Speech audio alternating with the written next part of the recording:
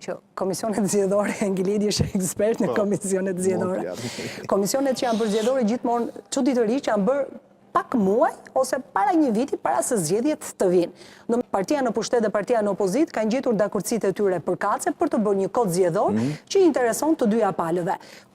Në të raste, bien dhe dakord. Në fakt që ka një ide që raporti OSBE Odirit duhet pritur, me patjetër duhet pritur. Sepse duke qenë se, le themi, qëndrimi para i shkurtër i OSBE Odirit ishte pak më i fort, ndryshe nga raportet e shkuara të OSBE Odirit për mënyrën se si u zhvilluan zgjedhjet e 11 majit, sigurisht që raporti OSBE Odirit duhet pritur. Sepse mbi raportin e OSBE Odirit ti më pas do të ngresh edhe të gjitha propozimet se si do të zhbëhet për të bërë një reformë të re zgjedhore. Zoti Alibe, do na thotë ndonjë çudit madhe ky raporti OSBE Odirit, kësaj radhe ai sa të ndryshojë gjithë funksionin e komisionit. Këtu jam jo dakord me Geredin. S'ka për të asgjë të re. Patjetër pse duhet ta presim. Mund të ketë vetëm një rirenditje të rekomandimeve, rekomandimet ato do jenë. Vjedhja e votës, përdorimi i administratës, mediat, financimi i partive politike, fushata zgjedhore se si zhvillohet e me radhë. Kështu që më tepër më duket që është një alibi. Edhe për një arsye tjetër. Jo më larg se sa bën një vit e 2 muaj, bashkë ishin në reformë zgjedhore, pavarësisht se nuk e quanin reformë zgjedhore, po ishte reforma zgjedhore që donin të dyja palët. Bën çfarë deshën. Në paqe me njëri tjetrin. Ndaj është hipokrizi kjo historia tani që po krijojmë diçka, një pështjell për reformën zgjedhore.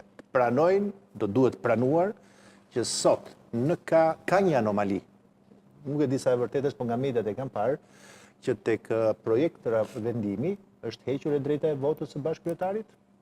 Nuk më rezulton që të jetë ka barazipalësh, por nuk është më vetoja e kryetarit, që ishte garancia që do duhet kishte pala më e dobët.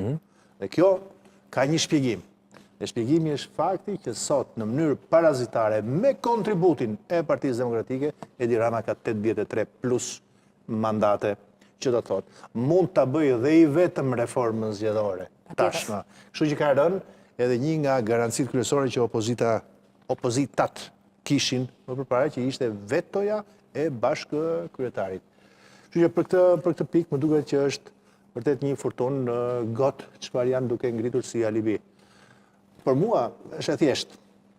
Kushdo që është në opozitë, çrën si ka se kush është, do duhet përcaktojë që këto janë qëndrimet e veta 1, 2, 3, 4, 5. Ti bëj publike, ti bëj të qarta, të jenë ato të cilat shkojnë në linjë me raportet e OSBE Odirit dhe me interesin publik, pasandaj barra politike për t'i bërë apo jo, i qëndron mazhoranca, sidomos tani që i ka votat. I ka votat. Dhe kjo do të ishte qëndrim dhe më i ndershëm edhe më rezonues në publik. E kuptova.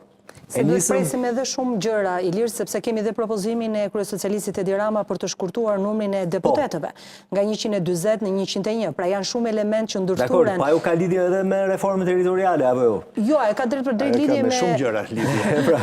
Ajo ka lidhje me reformën territoriale, me reformën zgjedhore, me reformën për presidentin e Republikës, ndoshta edhe me ndryshimet dhe me ndryshimet në sistemin e drejtësisë.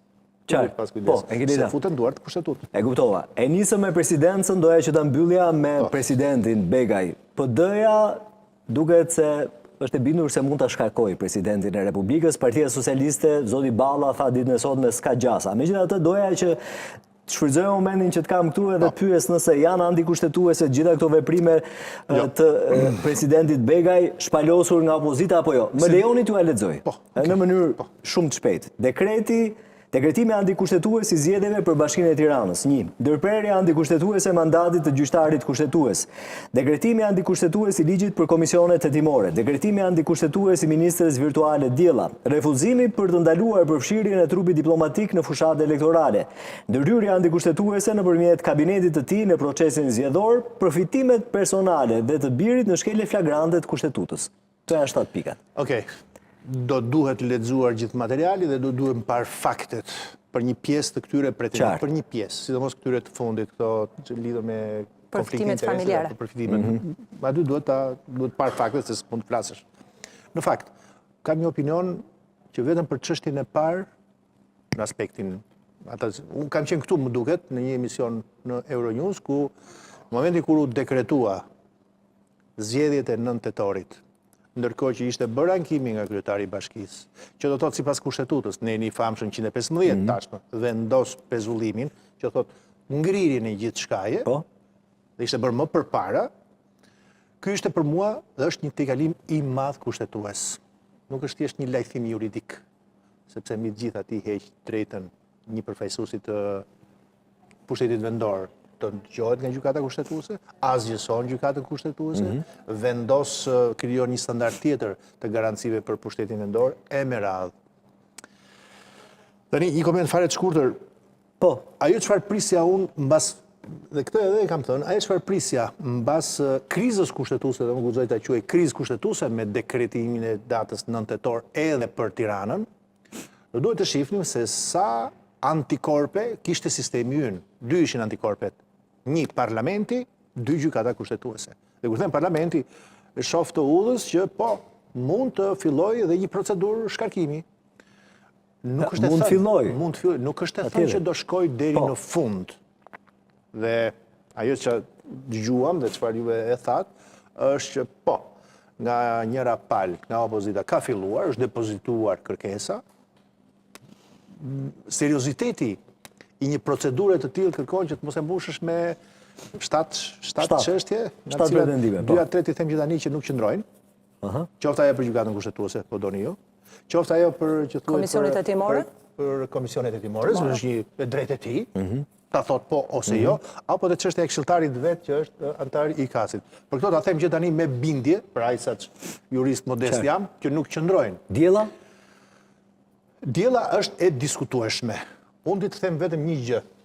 Tradita e mëparshme e dekretimit të kabinetit nuk ka njohur të tilla artikulime në Shqipe.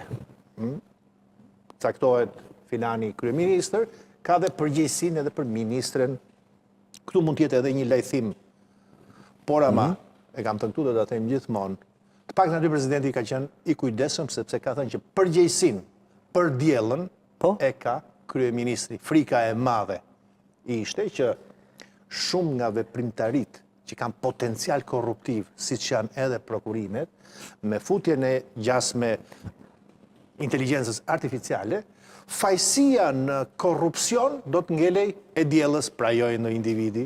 Tu duhet ta themi dhe duhet jemi vërtet të ndershëm që përgjegjësinë e ka për gjitha bëmat e mundshme të diellës e ka Edi Rama. Po kam një pyetje këtu vetëm tek e fund, tek pika e parë që ajo për mua është e diskutueshme dhe shumë mirë do duhet fillojë procedura e Kam një pyetje këtu Engelet. A ka të drejtë presidenti që t'i tregojë kryeministrit se çfarë detyrash dhe përgjegjësish bën? Ndërkohë që presidenti ka detyrë vetëm të dekretojë kryeministrin dhe ministrat e tij, nuk besoj se kryeministri i tregon se çfarë detyrash kryen ai. Nëse do dish opinionin tim, unë kam një opinion tjetër. Okej.